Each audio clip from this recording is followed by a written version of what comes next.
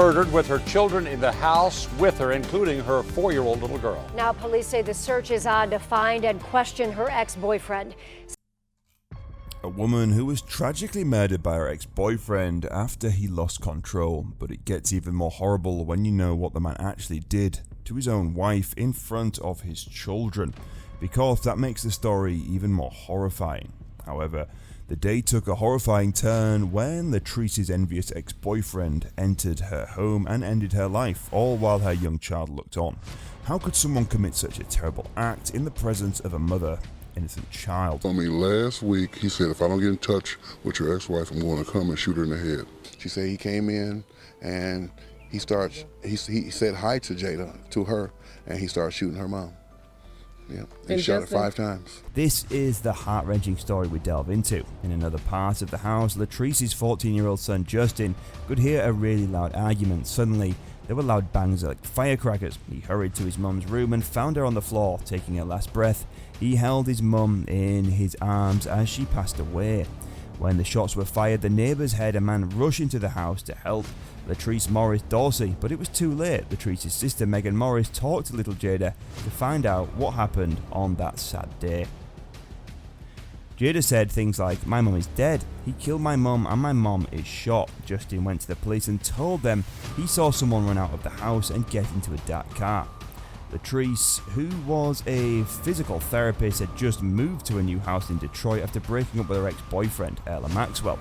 Her family said that Erla wasn't handling the breakup well and didn't want Latrice to move on without him. The children are safe, but their hearts are really hurt, and they've been affected in many other ways by what happened. It's really sad because Justin saw his mum take her last breath and tried to help her. For him to see his mama take her last breath and him trying to help her live and then him running outside screaming, "Help, help, help," that's sad. You know, we all lose loved ones every day, but to see your mom just die in front of you and under those circumstances, that's the sad part. He went outside shouting for help. It's sad because people lose loved ones every day. Now the police are looking for Latrice's ex-boyfriend, Earl Maxwell. They're calling him a person they want to talk to. They described him as 5 feet 8 inches tall, with a big body, yellow teeth, and Latrice's name tattooed on his left arm. They're saying that if you know where he is and you're hiding him, you're in just as much trouble as he is. James Morris, Latrice's father, felt very sad when his daughter died. He said, "I had 3 daughters, 3 beautiful daughters, and he put a hole in my heart for him to get this call. It hurt him a lot because he got the call on Father's Day, a special day for celebrating with his daughters. But instead of happiness, he got a call telling him that someone had taken his daughter's life. When the police arrested Maxwell, they said he did serious things like use a gun illegally and caused Latrice's death. They also said he committed first-degree murder, which is a very serious crime. The police saw him as a person they wanted to talk to, and after they talked to him on TV and in the news, he turned himself into the police. The man who was accused of killing a mom in Detroit while her kids are at home will have to go to court. A judge will decide if there's enough proof to say he did it and should be put on trial. A 37-year-old man named Earl Maxwell is going to court. He's facing charges because a Detroit mother was shot and killed in her own home. It's been 4 months since that happened. On that day, Latrice Morris Dorsey was murdered. What's really sad is that there was a 4-year-old child and a 14-year-old in the house when it all happened. Imagine being in a room and suddenly hearing gunshots. This is really horrible. The police say that Latrice's ex-boyfriend Earl Maxwell shot her many times in her home, which was near 8 Mile and the Southfield Freeway. Neighbours heard the gunshots and remembered what happened. They heard the teenager calling for help, saying that his mum had been shot and might die. The neighbours tried to help her by doing CPR, but she couldn't survive. The medics came and said she died. Earl Maxwell turned himself into the Detroit Police Department a few days later because he was connected to the shooting. Now he's in court and more information is being shared about the sad situation. People who saw what happened say it seemed like Earl Maxwell had planned to hurt or kill Latrice.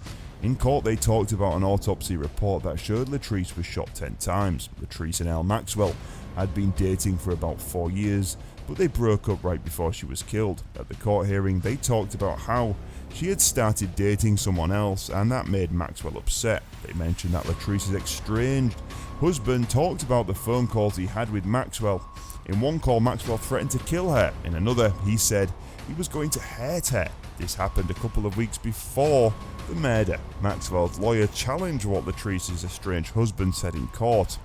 The man in court said something that didn't match what he had told the police. The judge asked him about it, and he explained that he had said different things at different times. He first said that the man who is now accused of hurting Latrice said he would kill her. Then he said the man called her back after 5 minutes and changed his mind, saying he wouldn't kill her. He repeated his threats twice.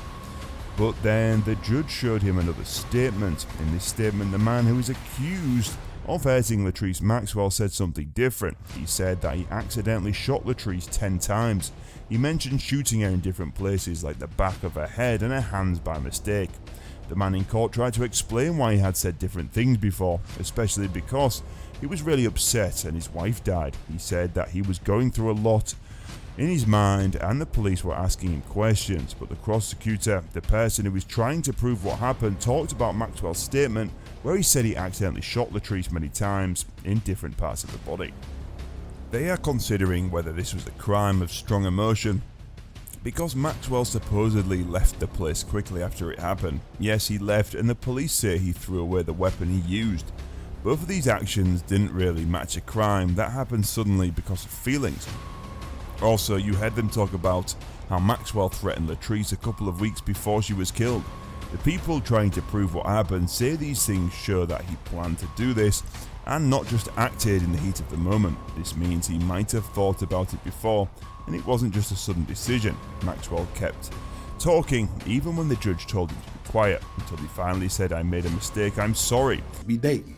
We were still dating until this plumber guy came along. Okay, I'm gonna leave that alone. He said he can't undo what he did and that he believes he needs to answer to a higher power. He said he feels sorry with all his heart and he can't change what happened. He also mentioned having a dream where he saw that the woman he hurt was with a higher power and that dream stopped him from hurting himself. Maxwell admitted to the murder and was given a prison sentence of 25 to 50 years in June 2018. Justin Dorsey was 14 when his mum was killed, did really well in high school and got a full scholarship to play football at Ferris State University. He's going to study physical therapy just like his mom. People feel very sad about what happened to Latrice Morris Dorsey. They send their sympathies to her friends and family on the hope they can find comfort and peace as they recover. And there you have it, guys. This tragic incident in Detroit reminds us of the devastating impact of violence on families. Latrice Morris Dorsey's story serves as a poignant reminder to cherish our loved ones. Thanks for watching and we'll see you next time.